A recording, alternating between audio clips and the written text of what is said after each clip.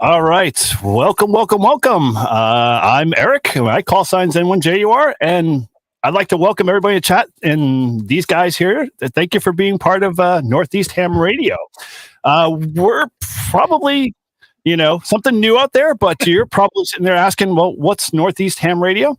We're just a bunch of guys, YouTube content creators, podcasters, who all live in the Northeast. We love ham radio. So we wanted to get together and hang out and, kind of promote everything about ham radio. So we're trying to bring, this hobby to the forefront and showcase things like, our local ham fest, some of our, regional areas, or anything that's kind of going in and around on our channels, in the Northeast. We feel it's a very underrepresented area. So, we figured, after reaching out and talking, that this is something, we're going to try to see and run with. And so, if you want to learn a little bit more about it, we got a simple page up there, especially, maybe you're a content creator yourself in the Northeast and you're looking for a great place to hang out. We're just going to get together. We're going to chat about radio. We might talk about something, ham radio adjacent, but most of the time, we're just here to just, kind of become great friends. And, we're going to be doing a lot of cool things down the road. So, definitely stay tuned for that. But so enough of me babbling. Let's kind of get into it and say hello to everybody else on the chat or on the live stream here. So, Mike, go ahead and introduce yourself. Mike, N2MAK. I am in Rochester, New York, Western New York. That's the big part of New York that's outside of the city. It's kind of like, that's the thing. Like you tell people you're from New York, and the first thing is like New York City. It's no. or worse, from Jersey, right? The cold. All right, easy does it. Yeah, but no, yeah. And I've had a channel for just about a year. It's my name and call sign Mike N2MAK. I do a lot of portable stuff. To this day, I do not have a station set up at home. So everything I do 99% of the time is portable at a park, on a peak, or maybe the back deck, weather permitting, which isn't that often. Yeah, very cool. All right, cool. Well, hey, over to Matt. Go ahead, N3VAN. Hey everyone, Matt N3VAN. Love portable ops just like Mike. Had a YouTube channel for about a year. It's been going good. I like taking apart radios, fixing them, finding problems, and solving them. So I hail from a tech background and thought, hey, love amateur radio, love doing portable ops, winter field day, parks on the air, and figured might as well show people, teach people how to take apart radios, fix them, as well as enjoy getting out there and actually using that radio instead of just keeping it in a box stuck in your closet somewhere. Yeah, very cool. Well, and you got to be our resident antenna pusher for this crew here too, as well. I have to say, three or four of us have already got a bunch of them. We love the Reliance antennas there, especially when other antennas are unobtainium or almost kind of too hard to get, but not to say that you're not going to have that as a problem eventually if we keep spreading the word. So I don't know what you want to do with that one, but very cool. All right. Well, hey, if we're good with that one, so over to Paul there. Go ahead. KF4TPY. Give me a hello. Hey. So it's Paul, KF4TPY. I live in Merrimack, New Hampshire. My YouTube channel is brand new. I'm just getting started and all this YouTube stuff. But I'm up to 19 subscribers, so we're building a base, and I'm learning how to edit videos and create something that somebody's going to want to watch. Very cool. Well, we will make sure we got all of our YouTube links down below. So if you haven't had a chance to subscribe to these guys, definitely go over and show them some love for sure. And if you can get a chance to throw those in the chat, definitely throw those in the chat too as well. So, we can spread the word. But with that, good deal. So Todd, go ahead and pick it up there.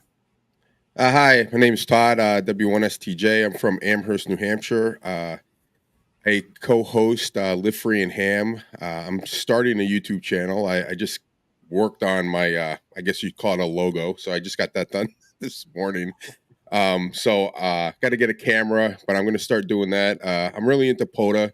It's my favorite thing to do in ham radio. I I try to do a lot of it when I can. I sometimes have to travel for work, so I've been in some weird non-Northeast states such as Louisiana, Mississippi. You know, it's not like New England. It's completely different down there, but it's been awesome. I've activated a bunch of parks, and then been down to Florida and made my way into a couple parks down there. So my goal is, before I die, is to hit all 50 states, at least activate all 50 states.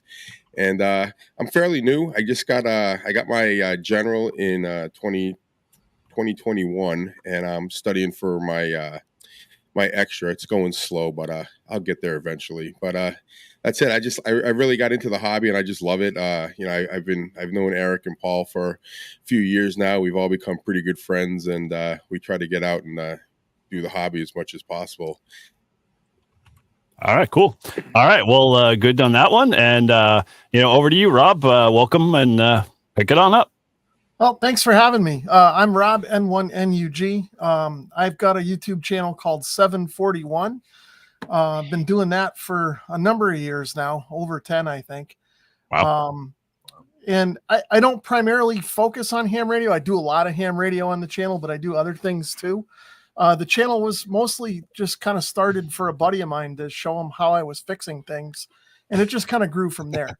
But being, you know, an avid ham radio guy, I do, you know, quite a bit of ham radio content, and been doing a little bit more of it, you know, kind of as time goes on. And I kind of dabble in everything. I do everything from POTA. I like to fix radios. I collect some old ones here. Just whatever time allows. Not much of a live streamer, so I appreciate you guys letting me in here to kind of fumble along and join in the crowd. But no problem. But yeah, thanks for having me and putting this together. I'm a big fan of the podcast. I've been listening to that, you know, on my way back and forth to work. So that's a great listen. So hey, Todd, we have one listener. Now we know who it is. Yeah. We have one listener. Now we know who it is. Yeah. Well, if anybody's out there, you need something to listen to, check out their podcast. It's pretty good. Yes. Yeah. As a K4SWS is with the cure for insomnia. We'll steal his line there. So, oh, good. But yeah. Appreciate I haven't fallen asleep on the road yet. So I know. True. Well, we must be a stimulant then. So excellent. Yeah. We're not liable for any road accidents based on listening to our podcast. There you go. Not to steal from Ham Radio Clubhouse, but yeah.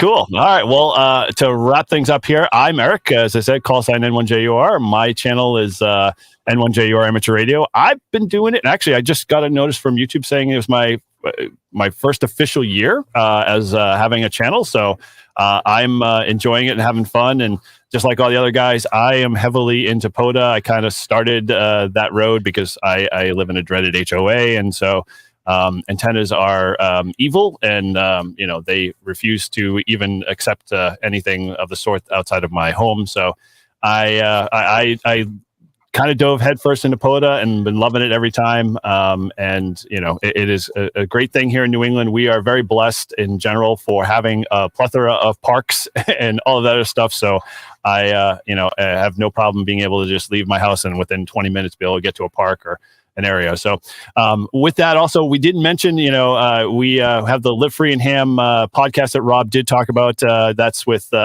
Paul, Todd, myself, and Ryan, who actually is flying again tonight. So, you know, hopefully he's watching.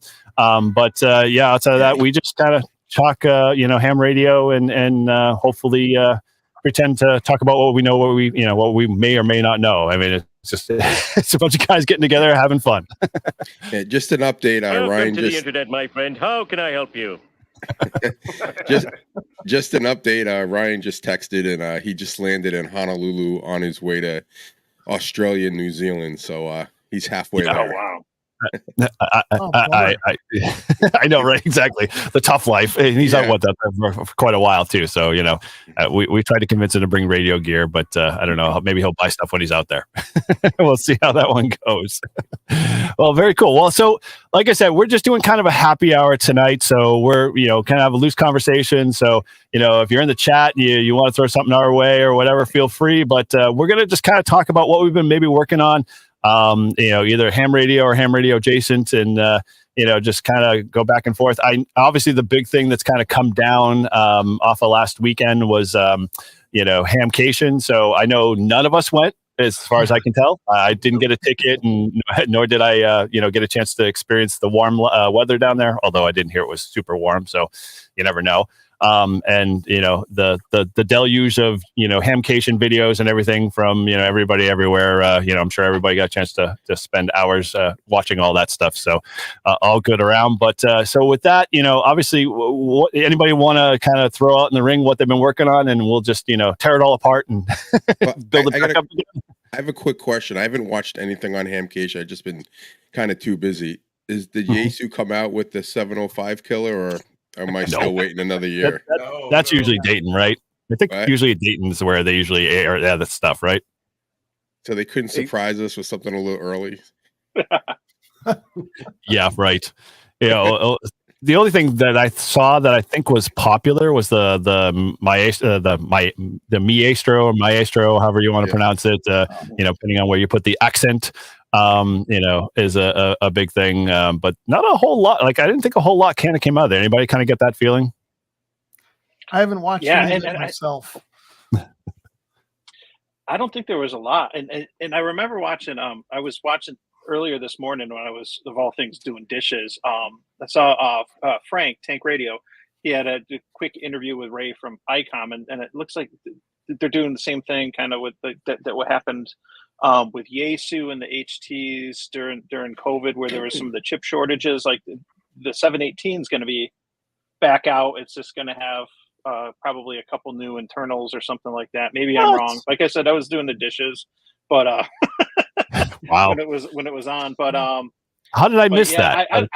I don't think that, other than some of the stuff coming from China, unfortunately, there hasn't been like a lot of new things. Like we got Kenwood, which everyone's been asking about for years, for Kenwood to do something new, and they hinted at maybe doing a mobile very soon. But from the big manufacturers, I don't know that there's been like a whole lot, other than some niche things.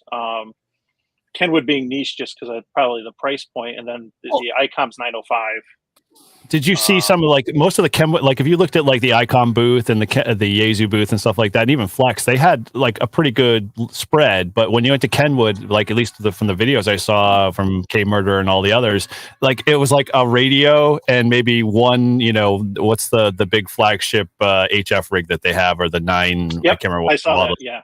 Had just two items. I'm like, wow. Is it like, did they have a fire sale and like, hold everything on the counters or something?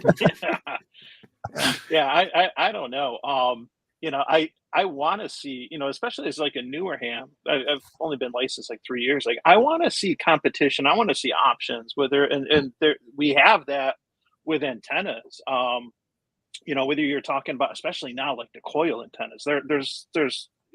You have so many choices for those, and the same thing whether it's NFET half waves or anything. There's a lot of options, but the radios, and we're seeing, I hate to say it like this, but seeing more innovation right now with coax. Than we're getting more new products when it comes to coax than we are when it comes to the radio sometimes. And it's awesome what ABR and Messi and Poloni are doing. But it's like that's where we're seeing the innovation right there, is the coax. I know. And stuff. So ABR, I thought, had some ingenious, like what they called the little pigtails, where they made the connectors modular, so you didn't have to like get a pigtail with like a 259 and a BNC on one. They just made it small enough where you could, they gave you a kit basically of all the connector types, and you just screw it on. And I thought that was like phenomenal, because I'm like, pigtails, those are perfect, for like the shack style, or just even being out in the field to be able to have that conversion. I can't tell you how many times I've ordered and Messi and Poloni cable for my my hex beam and realized that it was BNC female, not BNC male, and it's like I had to like cut the connector off that they put on at the factory. So it was like, it's kind of that cyclical loop that you just deal with, connectors over and over and over again. So yeah, it's good on that. Anybody else see anything related that they thought? I know someone mentioned the chat alpha antennas. Any guys chance to see any of some of their wares that they brought? I didn't see anything, but I'm hoping that somebody is going to come out with a VHF radio, VHF UHF with 6 meters in it again. I know we can get the TYT. I know we can get the Watson, but I want a Yaesu, an ICOM, or a Kenwood to come back with that. Or 220. Why can't we do a 220 radio That again? too. No. Yeah, That too. exactly. Yep. That Like, too. we have we've this got a band pretty space. active 6-meter scene here in Southern New England, and I don't know, maybe not in the rest of the country, but around here we could use those radios. Yeah, I'd agree. I mean, there used to be a big, like when I had my license back in 91 early, like the big penetration of 220 was like, there was like 4 or 5 repeaters within a shot. And of course I still couldn't afford 220 gear because it was still too expensive. But yeah, no, there's nothing. Well, no, I should say there's nothing. There is a 220. I don't know who makes it. Is it, how much? Is it TYT or somebody? I can't remember what the Chinese manufacturers make it, right? Yeah. Oh, Woxon. Yes. Oh. Yeah, that I would agree, Rob. I think that's a total, like, 6 meter, 2 meter, 440, 70 centimeter, not the gigahertz. Like the 905 is great, but like if they did a better all mode, VHF, UHF, high band radio instead of the going into the gigahertz spectrum like ICOM, sort of did. Yeah, something I can put in my car and hit the repeaters with. Yeah. Or we even have full sideband, because I that would be awesome to be able to have mobile and be able to do 220, sideband and 2 meter 440. So is that okay? So I see that on the chat, the RF7 7850. Is that a mobile radio or an HT? What is that? Well, so the unfortunate thing about Harris radios is they are not affordable for the normal person. Well, right, I know. Military. I use circuit boards for them. And that's made they're right fantastic here, radios. They're Right just here in not Rochester. affordable. Yeah. Even the gray market. Oh yeah, no, they're just not affordable. Okay. Yeah. Well, what would be affordable? What could be I would love to see from ICOM, just since they have the 705 and then they got the 905 too. But if they and they don't have to incorporate it in all the rigs, because I get that not all the countries are going to have privileges on 220, but like a simple modular transverter, for 10 watts, so you can do 220 weak signal FM, and I'd eat that up. I'm eyeing stuff like that because I do VHF contests with my 705, and I would love to be able to do something like that. Just again, something small, modular, and add-on. Maybe it's not for everyone, but yeah, well, it might boost the market too. I mean, if there was something available, that was out there, even in is there even an HT version of 220? I don't think we can get any more of those radios with 220 in them. a lot of the Chinese ones, VX600. I have a BTEC tri-band, the BTEC, UV 5x3. I have that. I purchased an Alinco mono band at an auction back in November. I just used that in January in the contest. But you see like a handful of options from like Baofeng and some of the others for that, but nothing coming out of the States or Japan. Yeah, I just want to bring this point out that Shane says he needs a HDMI out. Yeah. I say get a thicker pair of glasses, because the resolution output on that 7300 is not like 1080 by 1920. It's probably 800 by 600, so you're not going to get a whole lot out of it, except the fact that you got an HDMI connector. But all good. So all right, cool. So the big thing I saw a lot. I don't know if anybody caught so in New Hampshire. We have the VHQ Hex. You guys have obviously seen Jason and all the other guys throw videos out there and whatnot on that thing. He's a New Hampshireite by default, and great guy. I got the chance to meet him when we were at Ham Expo. But he had a new add-on for 40 meters because everyone constantly keeps saying, why can't Hex beams have 40? And we all know that if you throw, another band that's 40, that hex beam is going to be the size of like Montana, in terms of size. So I think he came out with like this universal dipole that I thought was kind of ingenious in terms of how he connects it to the tower and the mast. So I'm curious to see, if we're going to see more people want to buy that option or, kind of get into that. But that, that I thought for me, if I, because up here in New England, we all know the weather will kill a hex beam, no doubt. And so having a strong antenna is important in terms of, being able to have that. And so this new feature I thought was pretty cool that he added is basically just a dipole element with adjustable kind of whips on the end of it. So it was pretty cool. But any of you guys ever see anything, else in some of the videos that were out there? Haven't been looking, honestly. I don't think so. Right. No problem. All right. No problem. We'll just blow by Hamcation because, it's all in the past at this point. Yeah, we're right. Grayman Poda pointed out that Shane loves to drop 7,300. So, so far, I think there was one safe from the last activation they did for Winterfield Day. So we're all good there. Cool. Well, so what's kind of been going on? You guys have been doing any projects? I don't know if Matt wants to talk about it. He kind of talked offline about his new little purchase there. I can share in his joy, but maybe you want to pick that one up and we could talk a little bit about portable gear, since we all kind of do portable at some level. Yeah, I was on QRZ earlier on my phone in between shoveling a foot of snow with a snowblower and the shovel, and found out that there was a FX4CR for sale. 3 people liked it. I'm like, I better email the guy. Snatched it up. He was selling it because he's moving, and grabbed it, and it's coming early next week. So I'm going to head out into the woods in the snow and start doing some parks on the air with that bad boy. I'm excited. 20 watts, small package. That is awesome. It's a great looking radio. I have a friend that has it, and I know you have it, Eric, and it's phenomenal, for what it is, a Chinese radio, but it has great support, and, the sound quality is phenomenal. Yeah. Well, first question I have to you, he's packing or he's selling the radio because he has to move. Like if FX4CR is too big for him to worry about packing up, what else is he like? Where's he going that he can't bring something like that small portable? He said he needed to fund the move. Fund it. There we go. He needed the money. Yeah. So I got it for a little under 5, so it was worth it. Oh, that's pretty good. Because straight from him, if he's actually selling them, he's it's right out the door. It's like $550. So.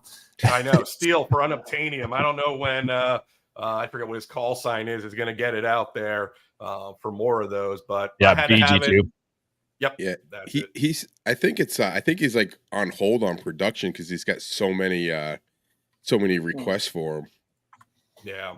So that's a good deal. I would think that if people were selling them, they'd be selling them for more, since you can't even get them from the guy making them. What it'd be like when the 818 was like disappearing, and all of a sudden everyone's like selling them for like $1,000. Yeah, 1,000, 1,200 on QRZ. Forget it. Yeah. Well, the size of that thing, I haven't got to play with one, but someone brought one to a club meeting a few months ago, and I saw it, holding it in the hand. I'm like, oh my gosh, I know. And I think about with the travel I do, and I think Todd was talking about earlier about traveling for work. I travel for work, and I got my 705 in a bag with everything I need, and the FX4CR is it's so tiny, compared to the 705, and you got 20 watts, you got a built-in waterfall, card, and everything. I mean, beautiful that's screen. Perfect for I think about just for travel, whether it's by car, by plane, or something that's such a great travel radio. I know. Cargo pants radio. Yeah, cargo pants radio. If you were wearing your MC Hammer pants, then yeah, you have no problem slipping it in. So what you're saying is, instead of saving my pennies for the 705, I should really just get the FX4. Yep, Possibly, Paul, yeah. I'm gonna do one step further. I'm gonna let you borrow mine and have it for a week, and I guarantee I will have to come over there and beat you to get it out of your hands after you're done, because it's such a great radio. He's not giving that up. Yeah, unless you really had a need for D-Star, or I like the all band all mode. I mentioned earlier, I do the VHF contests throughout the year and everything. I love going out. They got a single up portable category, which is the equivalent of a Poda or a Soda, and that's what I do when I do these things, and just go to one spot and play radio on the higher bands. And I like having that capability. I like it, whether it's for the contests or doing things like WinLink locally, stuff like that. But if you don't need VHF and you don't need VHF weak signal, then 20 watts is such a sweet spot for portable ops. Anyone, my first radio was a G90, and 20 watts, you can just kill it, whether you're using a hand stick or you're putting a wire in the tree. That's phenomenal. That's Yeah, totally. I'm with you 100%.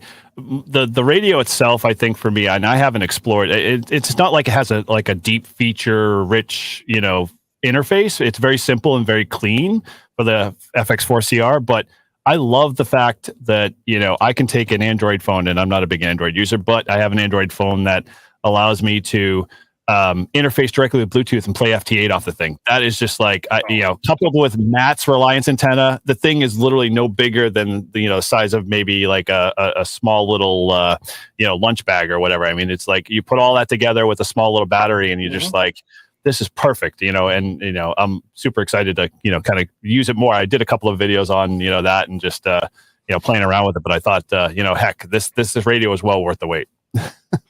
Yeah. Well, so, when I was doing the park on Monday, I had several QRP stations, Midwest all the way to the West Coast, and I mean they were coming through fantastic, perfect signals. So yeah, I mean 20 watts does travel. It goes. For the way the solar cycle is, those that run in QRP can definitely benefit from it. I think I know when the dark ages were way back when the people said that the bands were dead and we're never going to have RF ever again. QRPers were quite happy because people would grab them and be able to make a contact with them. But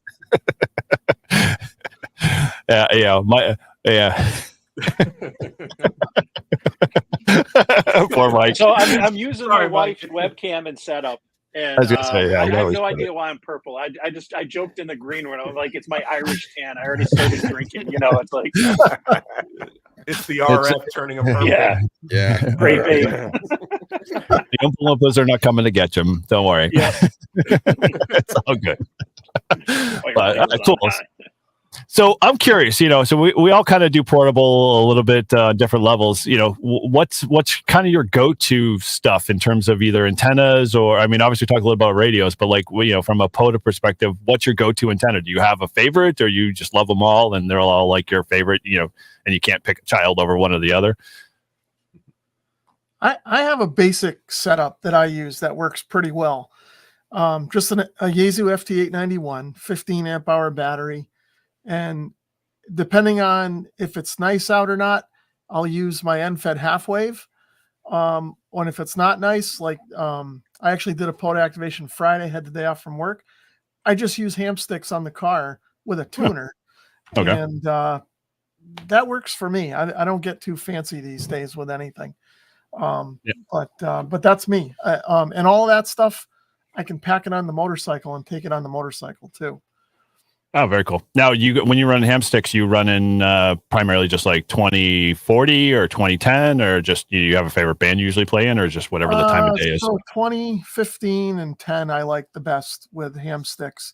I've had some success on 40 with them. But again, I use a tuner with them because even if I get them set here, before I go somewhere, by the time I get somewhere, even if they're just in the back of the car, I put them back on, they're out of tune already. So yeah, everyone raise your hand. How many have tried to sit there and fanciful try to get a ham stick in at least 2 to 1 SWR ratio? It's a fight constantly all the time. They work. They do the job. Like I said, Friday was a beautiful day. It was just super windy and cold, so I wasn't going to set up the end-fed half wave and sit outside. So I sat in the car for an hour and made some contacts on the ham sticks, and it was good. But what about you guys? What do you like? I use the Buddy Stick Pro. I love that antenna. It's so awesome. It's very affordable, and it's always been a backup. Eric and I, when he first got his hex beam, we go out, we're all psyched. We set it all up for the first time, and then we found out that they sent the wrong antenna length. So it didn't work, and like we had been out for like an hour trying to put the thing together, and I'm like, I got the buddy pole. We set it up, activated the park. I use an 891, and I just shove it in a backpack and leave the backpack in my car. And if I find a second or I drive by a park, I'm like, I got an hour to kill. Let's see if I can activate. So that's what the reason I always joke about Yaesu and the 705 killer is the 891 is such an awesome radio. It's 100 watts. I've worked all over the world with it on POTA. It's, you know, when you're out there doing parks, you guys know it's quiet. You don't get a lot of the noise that you get like maybe from in your shack. And it would just be nice if you could have a radio that had a better, like a menu. So I don't really use the menu that much. I mean, I have it set up kind of how I think it's going to be needed, like the noise blank or whatever, just in case. But, you know, not having a waterfall, not being able to search for signals, that kind of stuff. It's, that's the only downfall for it. But that radio, it's been tried and true. I mean, I've taken it everywhere, and it passes, what do you call it, TSA, no problem. They don't care. I had one guy, I swear, I got stopped once, and the guy was a ham, and he decided to go through my whole pack. Like, I think he was just looking to see what I had just to check it out. I was like, dude, I got to get on a plane. Yeah.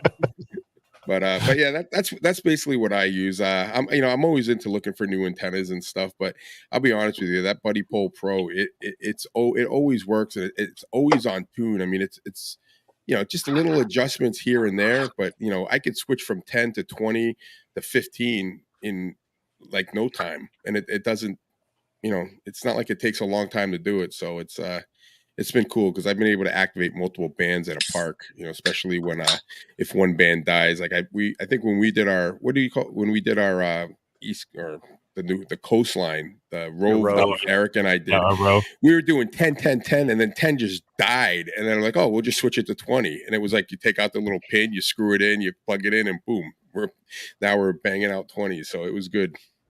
Mm-hmm. Totally. Anybody else? Well, I definitely got my favorites, but I would say out of all of the portable operations gear that I regularly use, the antennas are the one thing that has changed the most. You know, I started with the Wolf River Recoil, which was fantastic, and then I got the Chameleon MPass 2.0, which that is also a great antenna system, very versatile, but both of those are kind of bulky, you know. And so when I was looking to downsize, you know, I started looking at all the end-fed half-wave options and considered whether or not I should build one or buy one, and you know, all of the debate that goes into that. But I got to say, so I really enjoyed the Xtenna. But I sent it to a buddy that's deployed to Romania, so he should be getting that any day now. And I picked myself up a Reliance bug out and fed half wave, and I love the fact that, like, shameless plug, I didn't have to tune it. I don't ever have to mess with anything. Like, I throw it up and I put the analyzer on it just to see, all right, like, where am I at? Because it depending on where the feed point is, you tend to be either your perfect frequency is just under all the bands, but you're still good 2 to 1 throughout. Or if it's up a little higher, then your perfect frequency is a little higher in the band, but it's still 2 to 1 throughout. So I don't know. I can't say enough how much I really enjoy that antenna and the simplicity of it, and the fact that it works. Well, and Matt, you made him a convert. He used to be a vertical guy all the time. Every time I go out with him, he'd be like, vertical this, vertical that, vertical blah, blah, blah. And it's like, wire antenna. I'm like, what happened? Paul has changed. I'm glad to convert you, Paul. Glad to convert you. Well, so how about you, Matt or Mike? What do you guys use for your usual setups? Go, Mike. Okay, so I think one of my all-time favorites, and I recommend this hands down for everyone because of the versatility, is the Wolf River Coils 213-inch whip. So that's the 17-foot telescoping whip.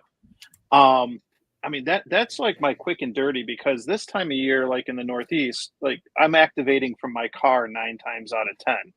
And I mean, you can throw that on a mag mount. I have the Sporty 42. That coil for 40 meters, and I made a jumper, so if I want to easily switch between 20 and 40, it's just unplug it and good to go. But that's great, because I mean, I throw that on a mag mount. You can use the tripod. I've got one of those clamp mounts, and I've used it right on a picnic table. There's just a lot of flexibility. I don't have the spike, but those things are easy to make if you wanted to make something similar. There's just a lot of versatility depending on, when you're operating portable, you don't know what your options are going to be. Can you put a stake in the ground? Can you put a wire in the tree? Those are some of the things that we run into at the parks, and being able to put this on your car or just put it on a tripod in the field. There's a lot of versatility there. And if you don't have a tuner, like I have a 705 and a 7300, but if I'm out with the 705, I can easily tune that on all the bands from 20 down to 6 meters, without the need for a tuner, just by adjusting it. And at this point, I have it memorized because I use it so much. But then that's like this time of year when I'm doing it from the car. When the weather turns, like in a few months, and I'm outside, I really like putting wires up in a tree. Whether it's an end fed, random wire, off center fed, something like that. It just, just like my taste in beers, my taste in antennas changes with the seasons. So I like that relationship. Yeah. And I had never bothered to really kind of make that connection. I'm probably doing it subliminally. So it's very cool. Well, how about you, Matt? What do you got? Well, I pretty much, like I said, run the end-fed halfway, but lately it's due to all the snow. I don't want to trudge through the woods. So what I do is I built a small compact off-center fed dipole and set that up, and pretty much it's been working great. I love it.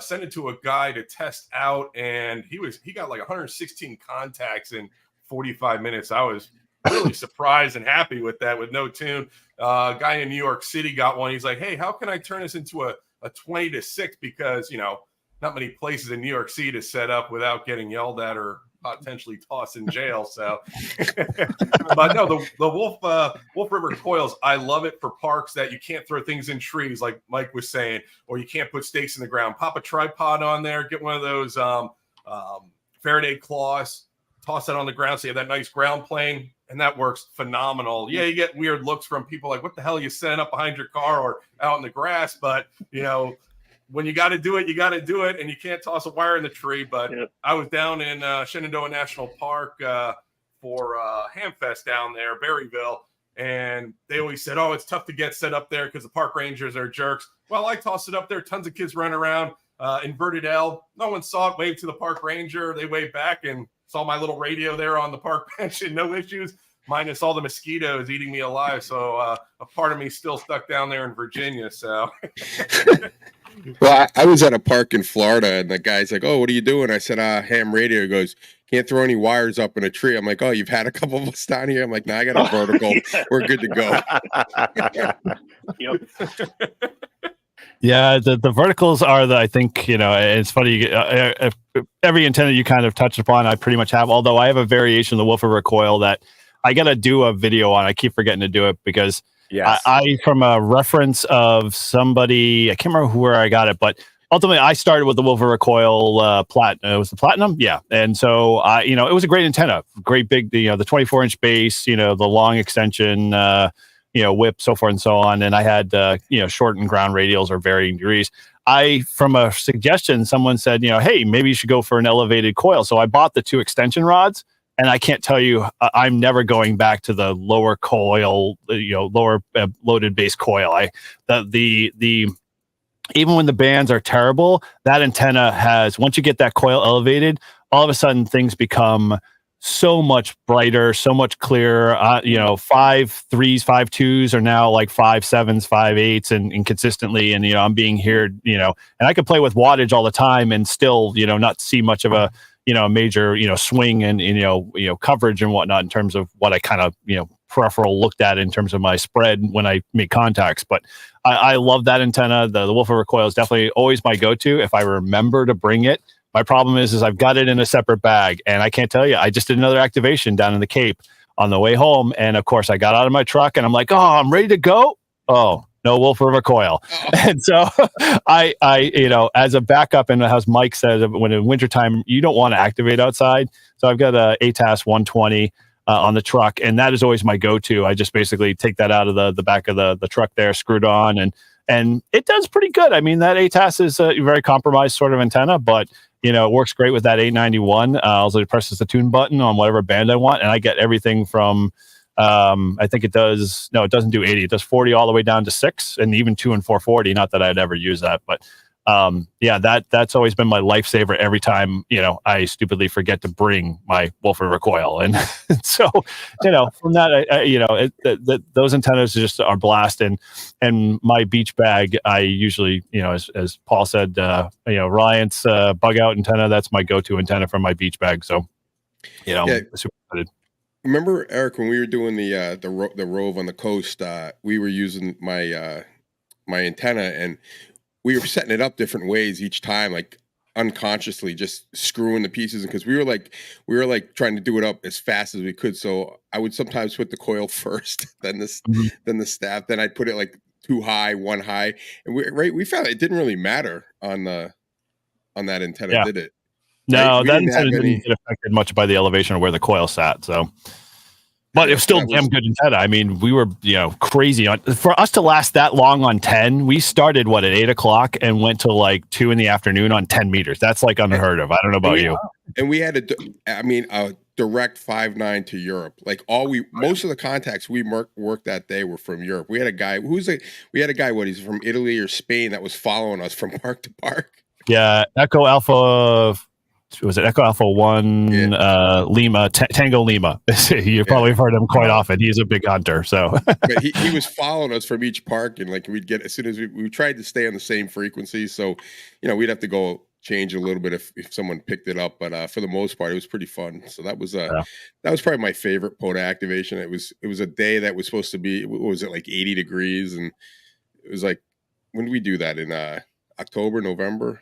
November, that was the one time that it was like 80, like you said, it was 80 degrees in the middle of October, and it was like, what the hell is this? This is New England. It was people are just jumping in the ocean. Like, what are these people nuts?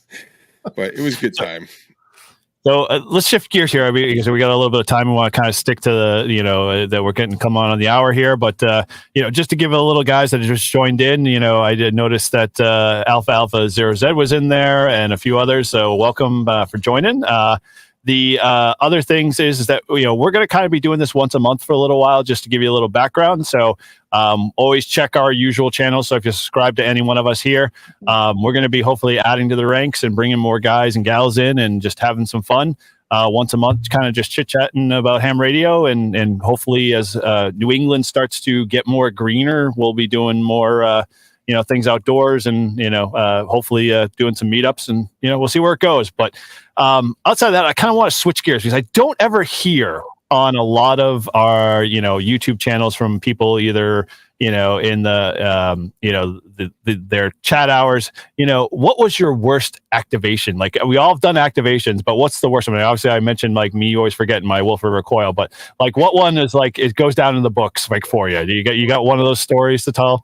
Todd's got his hand up, so go ahead. All right. So I drove all the way to Vermont, all excited, going to activate Vermont for the first time, get a new state, another New England state, get it out of the way. I get there, I set everything up, no coax.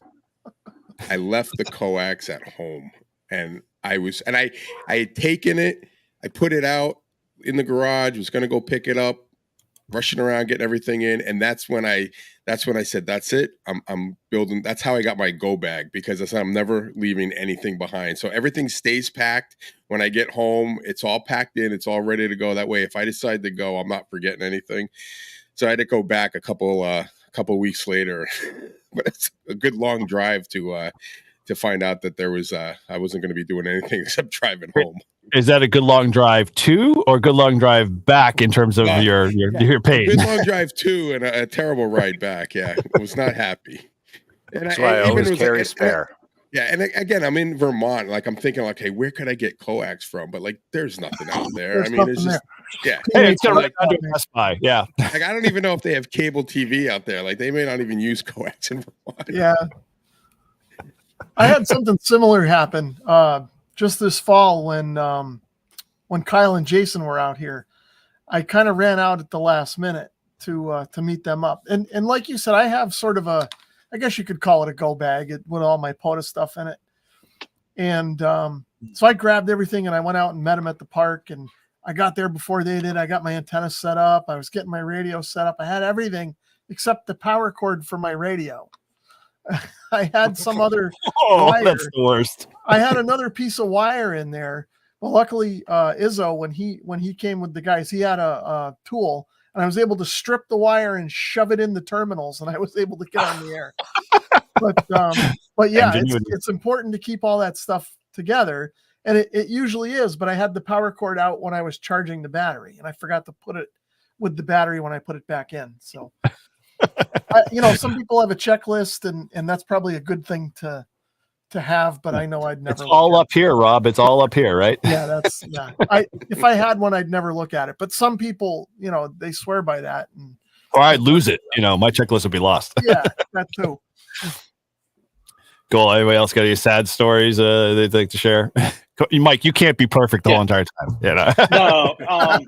No. Early on, and this is a lesson for those starting out. My first station that I put together, I got the Zygo G90, and I got that instead of the 891 just to save money and put it into coax and antennas. That was my rationale, right? And so I had the G90, I had some ABR coax and the Wolf River coils. And I don't come from a ham family. I don't have any hand-me-downs. I didn't have a soldering station. I was starting from scratch. So I got my Bioenno battery, the G90, the ABR, the Wolf River, and going out to activate. I've already activated a few times, but this was just a few months in. And I hiked in, my wife and I, this was like in the Finger Lakes National Forest, a gorgeous spot on Seneca Lake. But you got to hike in, or I should say hike down, and it's a very steep decline to get down there. A good 20 plus minutes. And I got all the gear in my backpack. I get down there, and she's all set up to read. I can't get anything working. The SWR's off the charts. I'm not hearing anything but static. I set the antenna up in a couple different spots. I tried switching around the coax, right? I'm trying anything I can to get, it's save just the not activation, working. right? Yep. And we were down in the Finger Lakes for just a little getaway weekend, hitting up wineries, breweries, and all these things like that. And I was really excited to do this spot, but it didn't work out. I went back home, felt all defeated being a new ham. And I set it up in the backyard, and the damn thing works. And I'm like, what the hell is going on? Oh, that's the worst. But then I'm out for an activation like a week or two later.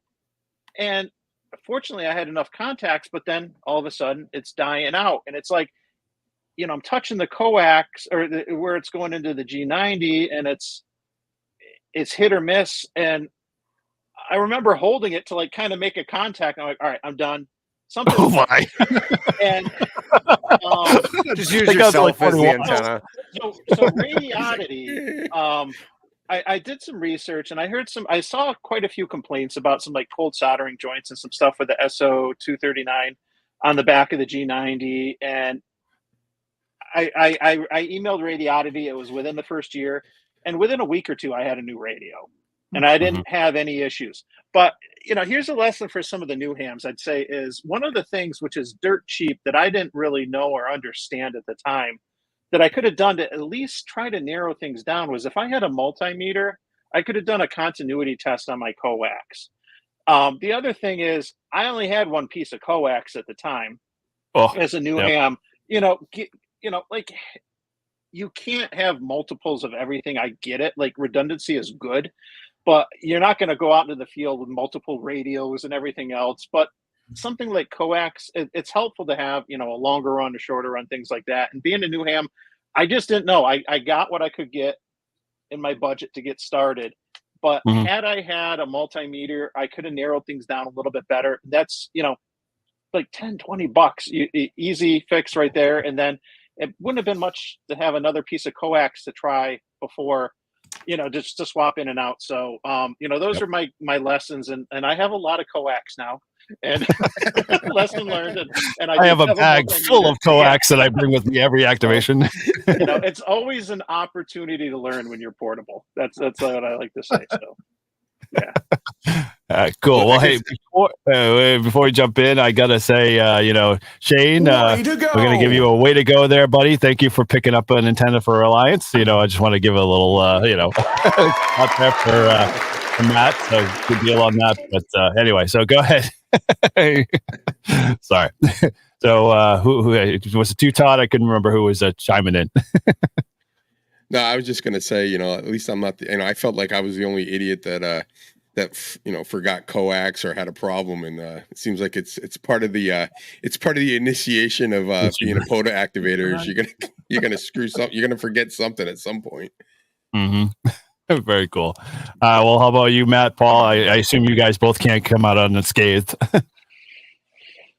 Well, go ahead, Paul. Well, all right. Well, so I don't understand how you guys can show up for an activation and not have the things you need. Wow! Wow! Oh, wow! Now, Mr. Eagle Scout over here. Hear me out, okay? Once a Marine, always a Marine. But we're gonna go there. We might be dumb and we eat crayons, but we're always prepared. And so I like to live by that motto. I don't have as many activations under my belt as you guys, but I've definitely I've gone up to Maine a bunch of times and just grabbed shit and thrown it in the truck. Going down to Florida, I've just grabbed shit, thrown it in the truck. But I always have extras. There's extra coax, there's extra connectors, there's a couple of different variations of antennas, because you never know, and I'll leave it all in my truck and I'll just grab the small bag, but at least I'm not going home. Yeah, I can contest. When we had field day last year, I needed some parts and things, and Paul's the guy you go to, and he has everything. So yeah he's always prepared. I'll give him that. My New Year's resolution is I want to be more like Paul. I want to be prepared. That's my goal. It's WWP. I don't care what would Paul do. Yeah. Oh, very cool. All right. Well, Matt, we can't leave you out there. What's your tuck tail and run story? I'm not sure if this happened to you guys, but last year for Winter Field Day was day 2. No one else wanted to go to the park and do a POTA / Winter Field Day. So I got my buddy, good former dentist friend of mine, and he was running behind. So I was like, I'll be the hero. I'll set up this, 133 foot, 80 to 10 meter end fed half wave, and hiked in. I like hiking. I don't like doing car activation. So I hike in on a trail, state game lands in Pennsylvania, and I found this great tree that looked beautiful. I got the weighted bag on there, little weaver bag, got the mass straight line on there. So excited. I went to spin it, toss it. Shit, I forgot to plug in that other end onto something, and it flew straight into thorn bushes. So I spent literally 30 to 45 minutes digging, looking for that bright yellow, weighted bag. Right. And I'm like, how can I not find this? And my jacket's getting torn. And I did not tell anyone that, and didn't even tell my buddy that was coming what happened and how long I was looking for that. But found it, got most of it up and running by the time he got there, and it was a great day. We had like 143 contacts using the ASU 891, and talked to, I think, 3 guys from Belgium on 10 meters that morning. It was fantastic, but I think I still have thorns in that jacket, though. Did you guys ever do that? Throw the bag and forget to tie the other line? Now I tie it to the belt loop of my pants, so... No, but I'm reminded of a story, and Shane's here in the chat. I'm reminded of an antenna that's, I don't know if it's still currently up in a tree. I remember hearing a story somewhere around there. Shane, maybe you can confirm that, or what the deal is. But yeah, I heard that there was going to be a extrication of a said wire antenna, but I don't know what the status. That was about a year ago, so we'll see. But I guess for my short story, my story is kind of what we'll call a game of inches. I think I fall in the same bucket as you guys with coax. I learned very early on in the initiation process that if you don't bring the right amount of coax and a 1+ more, you're always doomed yourself. So I had a problem where I had my woofer recoil. I just bought it, kind of played around with it a little bit, went out, did the activation. Thought I had everything in the kit, and the coax I had got nicked. And at that point, the outside of the braid was already toast from what, I don't know whether it was the zipper in the bag or something, had you basically, serrated the edge. And all I had was a 3 or maybe like a 1 foot long jumper of PL259. And I was scared because at that point, that was my first activation or one of my first activations. And I didn't know whether or not I was going to be okay to be close enough to have my radio. My radio was literally like 1 foot away from the base of my Wolfer Recoil. And I'm sitting on the ground, kind of operating like down in an angle, all like hunched over and, connecting straight the antenna with 1 foot of coax because that's all I had in my bag. And I was just like, how did, at that point I was like, okay, every time before I go out the night before, we're going to run through the mental check. We're going to run through the physical, okay, I got this in the bag. I got this in the bag. We're all good. And like Rob said, it's like, making sure my checklist is all good, before I go and head out, either down the street or, over, halfway across the state or whatever. So yeah, it's kind of, it's an initiation process, guys. I think we've all kind of been through it for sure. Yep. Cool. All right. Well, hey, I don't want to, obviously we want to kind of wrap up here a little bit. So, we, if those that all have joined, we got 32 in the chat. At one time, I think we had high at 34. So I appreciate all you guys joining in and being part of this process. It's been a blast so far, and we're going to definitely be doing more. So thanks for being part of this. And, what I wanted to do is kind of, let's just go around real quick. Let us know, your channel and where people can find you more, and we'll make sure we get those links in the chat again for folks. And so if you haven't subscribed to these guys, go ahead and head over there and click subscribe on their sites and give them a little love. And we will be posting more next month because we'll figure out who's going to be running that as the host. And we're just going to have some fun and see where this kind of goes, and like I said, promote more of the New England ham radio community. So with that, Rob, where can people find more about you and what's been going on? You can head over to YouTube and look for 741, I guess, or my call sign, N1NUG. If you're into that sort of thing, feel free. Other than that, not a whole lot going on here at the moment, other than I'm working on trying to get my VE. Just never got around to doing that, so that's in process now. So hopefully I can help out with some testing in the spring. Awesome. All right. Well, nice. Cool with that. All right. So Paul, where can they find more about you? And, quickly, kind of what's the latest thing going on your channel or whatever you kind of want to let people know about?